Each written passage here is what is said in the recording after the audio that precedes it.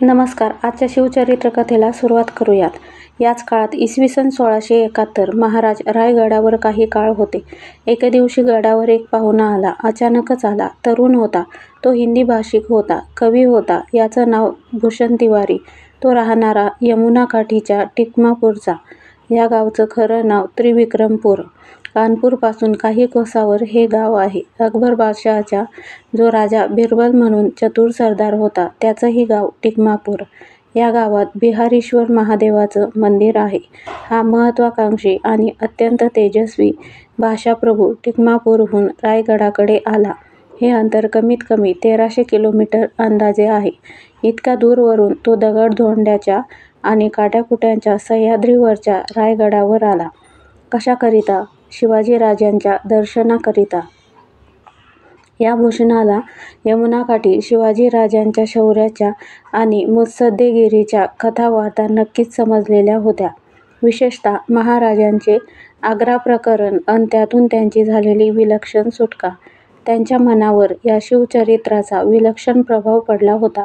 हा काळ मोगलाईचा अन विशेषतः औरंगजेबाचा होता.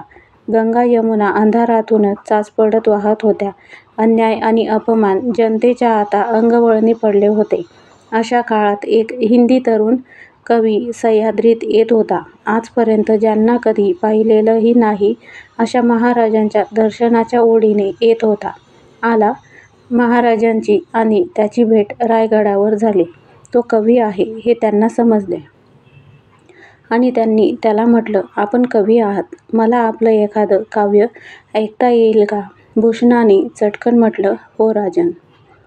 इंद्रजिमी जुंब पर बाढभ संब पर रावण सदंब पर रघुकुल राज हे पवन बाहि बाह पर संभूरति नाह पर जो सहस बाह पर रामद्विज राज हे दावा धूमदंड पर चितामृग झंड पर भूषण वितुंड पर जैसे मृग राज हे तेजतम अंश पर कन्न जिमी कंस पर जो म्लेंच वंश पर शेर शिवराज हे शेर शिवराज हे.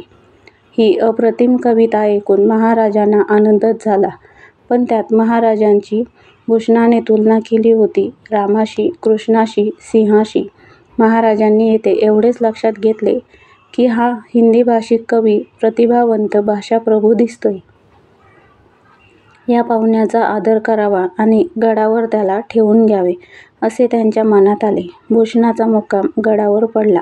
या काळात म्हणजे सुमारे 2.5 वर्ष भूषणाने महाराजांच्या जीवनातील अनेक घटनांचा अन विशेषतः युद्धप्रसंगाचा वेध घेतला.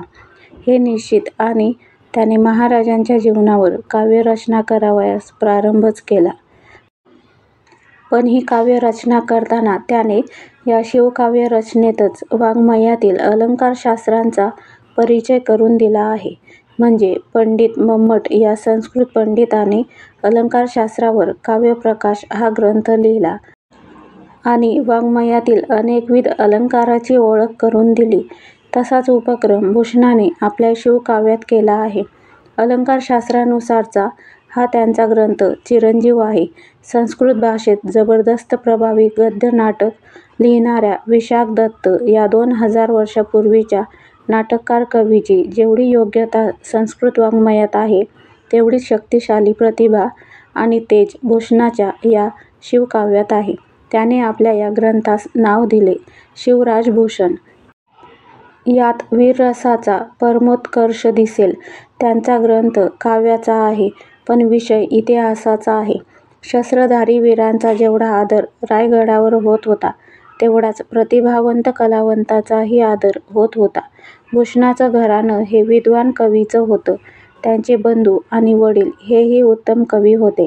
एखाद्या ताटात भाताची मूद ठेवावी तसा हा सर्व बाजूंनी अलिप्त असा डोंगर आहे. रायगड सह्याद्रीचा पराक्रमी पुत्रच आहे. रायगडाची प्रत्येक दिशा केवळ अजिंक्य आहे. भिंतीसारखे ताठ सरळ कडे पाहिले की असं वाटतं हा गड आपल्या अंगावर येतोय. पावसाच्या दिवसात अन त्यातल्या त्यात आषाढी पावसात रायगड चढून जाणं हा एक अघोरी आनंद आहे. आषाढी ढगांची फौज गडाला गराडा घालून तांडव करीत असते. कधीतरी त्यातच वादळ घुसते अन मग होणारा ढगांचा गडगडाट आणि विजांचाही कडकडाट. वेळ दिवस मावळण्याची असावी. हे सारं थैमान सुरू झालेलं असावं अन आपण गडावरच्या नगारखान्याच्या उत्तुंग माथ्यावर उभे असावं. रणवाद्यांचा बेताल कल्लोळ, शिंगतुतार्यांचा आणि शंखांचा अचानक आक्रोश, रुद्रवीणांच्या तारा तुटाव्यात असा विजांचा सणानत उठणारा चित्कार, पावसाच्या भयंकर वर्षावात डोळे उघडता येत नाहीत, पण उघडले तर अवतीभवतीचा तो महाप्रलयकल्लोळ भयभयाट करीत आपल्याला गदागदा हलवत असतो. तो प्रलयंकाल महारुद्र, क्षुब्ध सहस्रशीर्ष, दुर्गेश शिवशंकर आणि सर्वसंहारक चंडमुंड भंडासुरमर्दिनी, उदंड दंड महिषासुरमर्दिनी, महाकालिका, दुर्गा भवानी भयंकर रौद्रतांडव एकाच वेळी करीत आहेत असा भास व्हायला लागतो. कभिन्न अंधार वाढतच जातो. रायगड हे सारं तांडव आपल्या खांद्यावर आणि मस्तकावर झेलीत उभा असतो. पण त्याही भयानक क्षणी आपल्याला वाटायला लागतं, अर्जुनाला दिसलेलं कुरुक्षेत्रावरचं ते भयप्रदर्शन यापेक्षाही किती भयंकर असेल. असा हा पावसाळ्यातला रायगड कोण जिंकायला येईल? अन बिनपावसाळ्यातला रायगड तरी? तेही अशक्यच. शिवाच्या भोवती तांडव करणाऱ्या त्यांच्या भूत-प्रेत पिशाच्च समंदांदी भयंकर शक्ती मावळ्यांच्या रूपानं रायगडावरती असायच्याच ना. अशा रायगडात प्रवेश करण्याची कोणा दुश्मनाची हिंमत होती? रायगडात प्रवेश करणं शत्रूला अशक्य होतं. सीतेच्या अंतःकरणात रावणाला प्रवेश मिळणं जेवढं अशक्य, तेवढंच शत्रूला रायगडावर प्रवेश मिळणं अशक्य होतं. या रायगडावर शिवाजी महाराजांनी राजधानी आणली.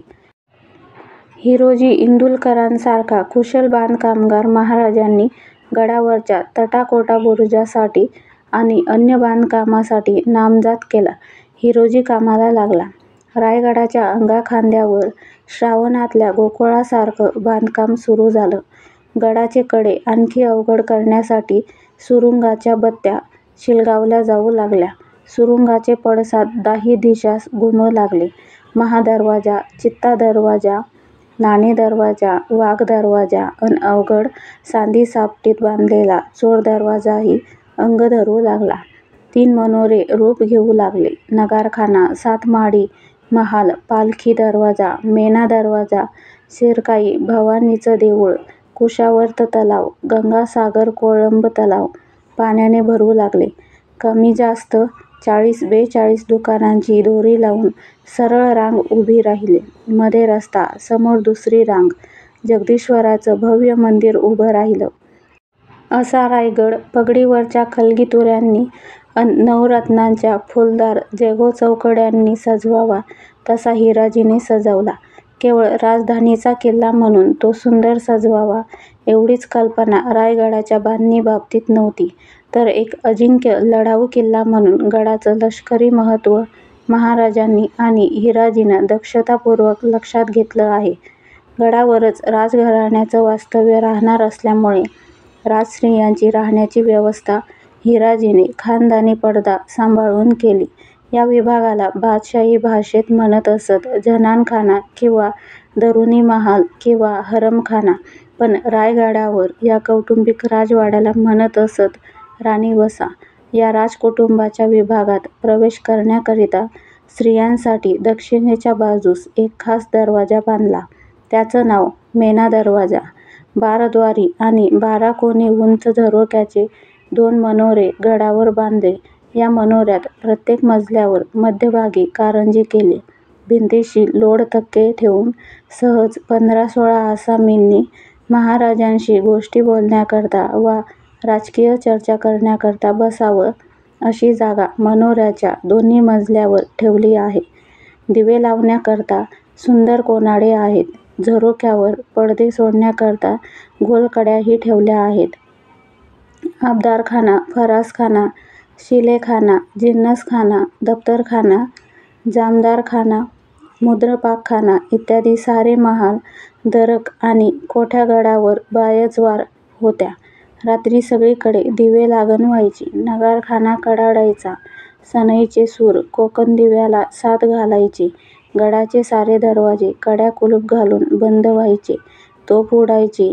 गस्तीच्या पहारेकऱ्यांच्या आरोळ्या लांबून लांबूनही उठायच्या. मशाली पेटायच्या अन सारे व्यवहार तेवढ्या प्रकाशात गडावर चालायचे. देवघरात अन राजवाड्यात उदाधुपांचे अन चंदनाचे सुगंध दरवळायचे अन देवघरात जगदंबेची आरती निनादायची. असा रायगड डोळ्यापुढं आला की मन फार सुखावतं.